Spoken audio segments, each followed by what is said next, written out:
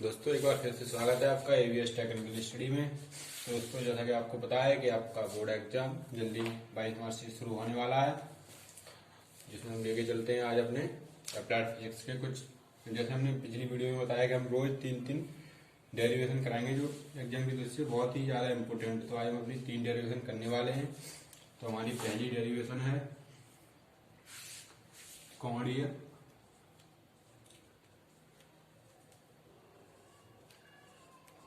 वेग एवं रेखीय वेग में संबंध। कोणीय वेग एवं रेखीय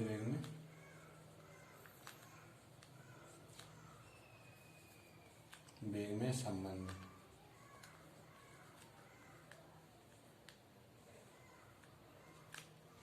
बस आप वीडियो को बिना स्किप किए देखते रहिए लास्ट तक। आपकी 3 डेरिवेशन एकदम क्लियर हो जाएंगे और ये एग्जाम की दृष्टि से बहुत ज्यादा इंपोर्टेंट है और ये हर बार एग्जाम में पूछी भी जाती है। तो चलिए कोणीय वेग एवं रेखीय वेग क्या करते हैं। कोणीय वेग क्या होता है? जब कोई वस्तु किसी वृत्तीय मार्ग पर गति करती है, ये कोणीय वेग होता है। जब कोई वस्तु किसी वृत्तीय मार्ग पर जिस वेग से गति करती है उसे कोणीय वेग कहते हैं। कोणीय वेग को ओमेगा से प्रदर्शित करते हैं। कोणीय वेग का मात्रक रेडियन प्रति सेकंड होता है। कोणीय वेग की डेफिनेशन तो ये होगी। रेखीय वेग क्या होता है? जब कोई वस्तु सरल रेखा में गति कर रही होती है, जिस वेग से गति कर रही होती है उसे हम रेखीय वेग कहते हैं। रेखीय वेग को v से प्रदर्शित करते हैं और रेखीय वेग का मात्रक मीटर प्रति सेकंड होता है। हम चलते हैं अपने डेरिवेशन की तरफ। माना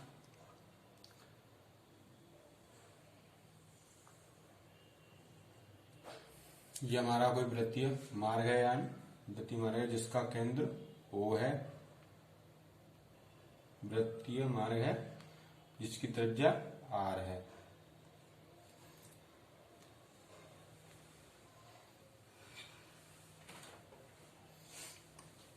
अब ये वस्तु प्रारंभ में बिंदु A पर थी और डेल्टा t समय अंतराल में विस्थापित होकर डेल्टा s विस्थापित होकर ये डेल्टा s रेखीय विस्थापन है, यानी रेखीय विस्थापित होकर बिंदु V पर पहुंच गई। और कोणीय विस्थापन इसका क्या हुआ? कोणीय विस्थापन को थीटा से व्यक्त करें, यानी कोणीय विस्थापन हमारा सूक्ष्म कोणीय विस्थापन डेल्टा थीटा। ठीक है, तो हम थोड़ी इसकी थ्योरी लिख लेते हैं। माना थ्योरी तो मैं बोले देता हूं, समझ लिए। माना r त्रिज्या का एक वृत्तीय मार्ग है जिस पर एक पिंड कोणीय वेग से गति कर रहा है। पिंड प्रारंभ में बिंदु A पर था जो डेल्टा t समय अंतराल में सूक्ष्म दूरी तय करके बिंदु B पर पहुंच गया। यहाँ पिंड का कोणीय विस्थापन डेल्टा थीटा तथा रेखीय विस्थापन डेल्टा s है। तब कोणीय आ रहा है, कोणीय विस्थापन क्या होगा? कोणीय विस्थापन डेल्टा थीटा और रेखीय विस्थापन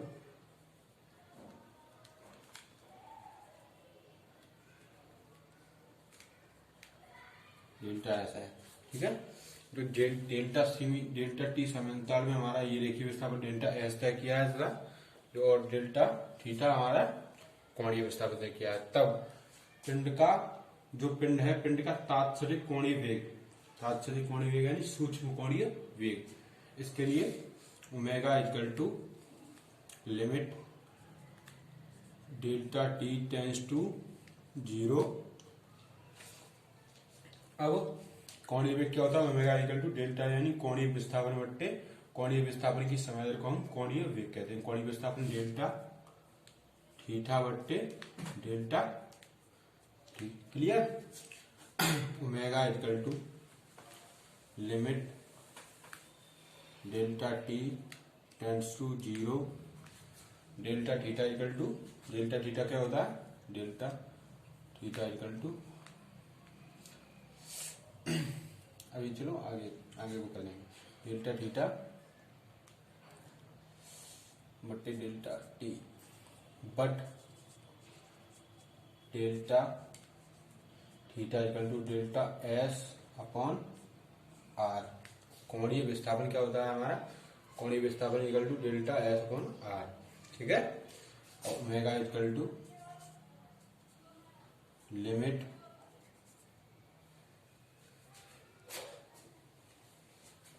delta T tends to 0 delta S upon R into 1 upon delta T omega equal to limit delta T tends to 0 delta S upon delta T equal to 1 upon into 1 upon R but limit delta tends to 0 delta S upon delta T equal to V, यानी रेखीय विस्थापन की समय दर को हम रेखीय वेग कहते हैं। तो ओमेगा इक्वल टू एक तो delta S upon delta T equal to V upon into 1 upon R, तो रेखीय वेग equal V equal to R omega. Clear. सबसे पहले माना आर तरफ जगह एक रेखीय मार्ग है जिस पर कोई पिंड रेखीय वेग से गति कर रहा है। तो रेखीय वेग omega equal to delta theta upon delta T, जहाँ डेल्टा थीटा इक्वल टू कोणीय विस्थापन और लिमिट लगा दी, और delta T equal to delta S upon R और omega equal to limit delta T tends to 0 delta S upon R into 1 upon delta T but delta S upon delta T equal to V रेखीय, यानी रेखीय वेग परिवर्तन की दर को हम रेखीय वेग कहते हैं। तो इस प्रकार हमने कोणीय वेग में रेखीय वेग के मध्य संबंध स्थापित कर लिया। क्लियर। हम दोस्तों चलते हैं अपने कोणीय वेग एवं रेखीय वेग के मध्य संबंध। अब कोणीय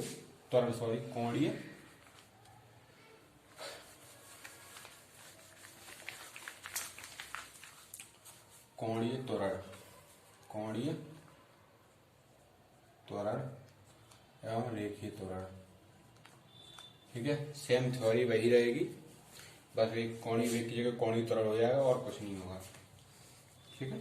डायरेक्ट अपने दोस्तों कोणीय त्वरण क्या होता है?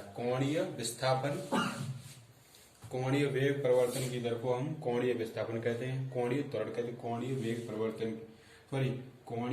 परिवर्तन की दर को हम कोणीय त्वरण कहते हैं।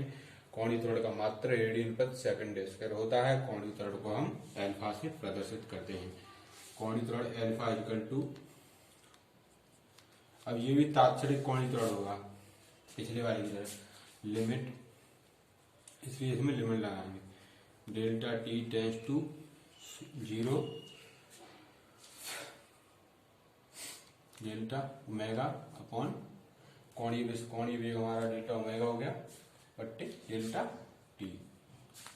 तो अल्फा इक्वल टू, बट एक तरफ देख लेते हैं, वी इक्वल टू अभी प्रूव किया था R omega, but omega equal to V upon R. Clear.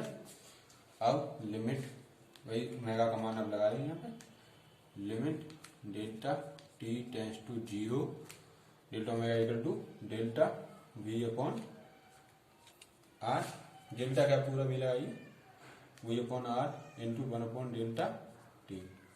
Clear. But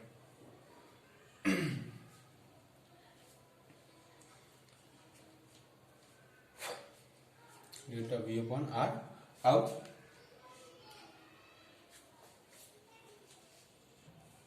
okay clear है। Alpha equal to limit delta T tends to 0, अब delta V upon delta T into 1 upon R, ठीक है। और alpha equal to, जब अब रेखीय वेग परिवर्तन की दर को हम क्या कहते हैं? रेखीय त्वरण कहते हैं। तो लिमिट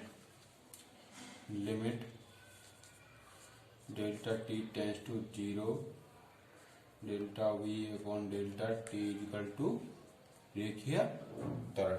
रेखीय वेग परिवर्तन की दर हम रेखीय त्वरण कहते हैं। रेखीय त्वरण को ए से डिनोट करते हैं।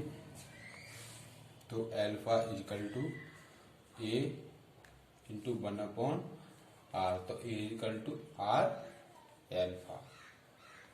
रेखीय वेग, किसी पिंड का रेखीय वेग उस पिंड के कोणीय वेग तथा पिंड के कोणीय, किसी पिंड का रेखीय त्वरण उस पिंड के कोणीय त्वरण तथा उसके मार्ग के त्रिज्या के गुणनफल के बराबर होता है। इसी प्रकार रेखीय वेग v equal to R omega. इसी प्रकार किसी पिंड का रेखीय वेग उस पिंड के कोणीय वेग तथा वृत्तीय मार्ग की त्रिज्या के गुणनफल के बराबर होता है। चलिए अब हम चलते हैं अपने नेक्स्ट टॉपिक की तरफ। अब हमारा अपकेंद्रीय त्वरण क्या होता है।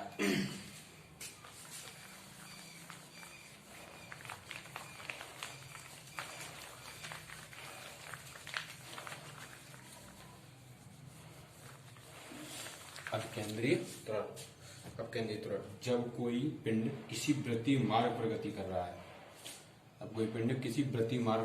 रहा है, तो पिंड पर एक त्वरण कार्य करता है जिसे हम अपकेंद्रीय त्वरण कहते हैं। अपकेंद्रीय त्वरण को ए से प्रदर्शित करते हैं। चलिए इसका डेरिवेशन करते हैं अपकेंद्रीय त्वरण का। मान लीजिए हमारा कोई वृत्तीय मार्ग है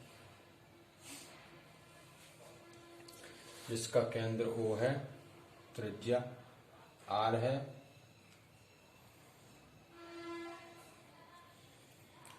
डेल्टा टी समांतराल डेल्टा एस रेखीय विस्थापित हुआ है तथा डेल्टा थीटा कोणीय विस्थापित हुआ। Okay,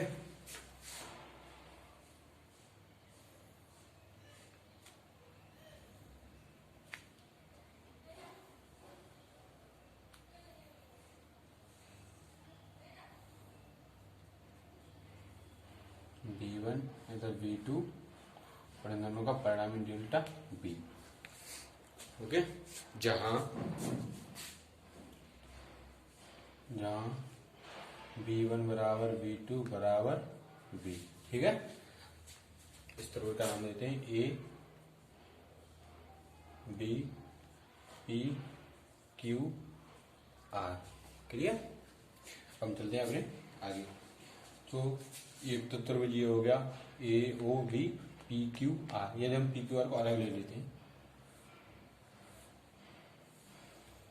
P Q R V1 V2 और डेल्टा B। ठीक है, समरूप त्रिभुज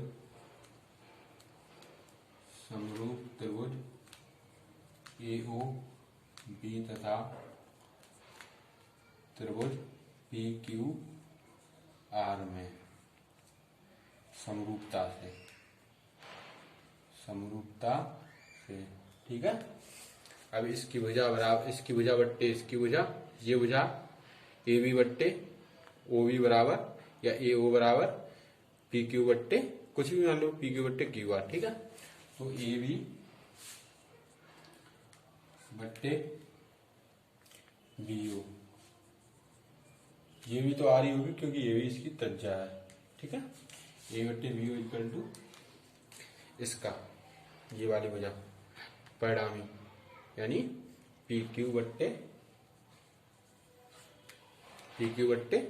क्यू आर, ये वाली भुजा या ये वाली ले लो क्योंकि V1 बराबर V2 बराबर V, कुछ से कुछ फर्क नहीं पड़ने वाला, यानी क्यू आर ले लो, क्यू आर। ठीक है, ए बी का मान डेल्टा एस और बी ओ का मान R equal to P Q का मान डेल्टा वी और क्यू आर का मान V1, but V1 equal to V, but V1 equal to V। तो delta V upon V equal to delta S upon R. Clear, delta V equal to delta S into V upon R. दोनों तरफ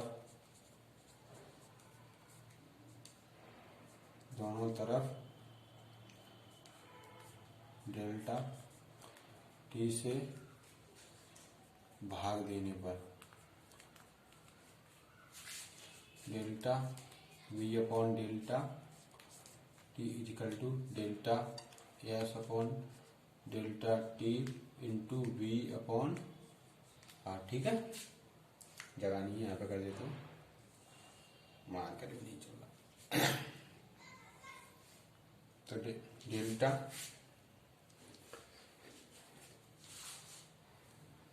delta V upon delta यानी रेखीय वेग परिवर्तन को हम रेखीय त्वरण कहते हैं, यानी A B upon T equal to A equal to delta रेखीय विस्थापन बट्टे समय यानी V into V upon R. तो A equal to V square upon R. ठीक है, बट ऐसे या तो यहाँ पे छोड़ दो, या इससे आगे करना चाहो तो v इक्वल टू कितना होता है हमारा आर ओमेगा। तो a equal to R square omega square upon R. एक आर से एक आर कैंसिल, तो a equal to R omega square, या फिर ओमेगा का मान आप 2 पाई रख दोगे तो उससे और आगे हो जाएगा। यहाँ पे भी छोड़ सकते हो आप, और आप यहाँ पे भी छोड़ सकते हो। ओके, समझ आया। सबसे पहले हम 2 त्रिभुज लेंगे। सब माना ये कोई प्रतिमार्ग है जिसका केंद्र O है, त्रिज्या R है। अब एक त्रिभुज ये लेंगे, एक त्रिभुज ये लेंगे, समरूपता दोनों त्रिभुजों में समरूपता लगाएंगे। समरूपता delta S upon R equal to delta V upon V one, but V one बराबर वी वन बराबर वी टू बराबर बी, और delta V upon V equal to delta S upon R. कैची का गुणा करेंगे, delta V equal to delta S into V upon R, दोनों तरफ डेल्टा टी से भाग लगाएंगे।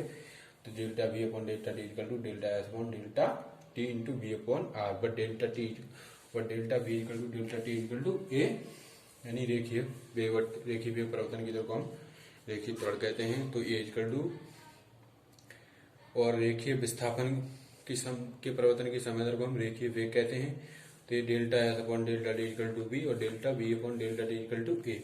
तो A equal to V square upon R, but V अब आगे चाहो तो यहाँ पे भी छोड़ सकते हो, यदि आप आगे चाहो तो आगे भी कर सकते हो। Delta V equal to R omega का मान आप लगा दीजिए, एक आर से एक R cancel, A equal to R omega square. आप ओमेगा का भी आगे मान लगा सकते हो, ओमेगा इक्वल टू 2 तो उससे भी आगे, लेकिन यहाँ तक आपको क्लियर है।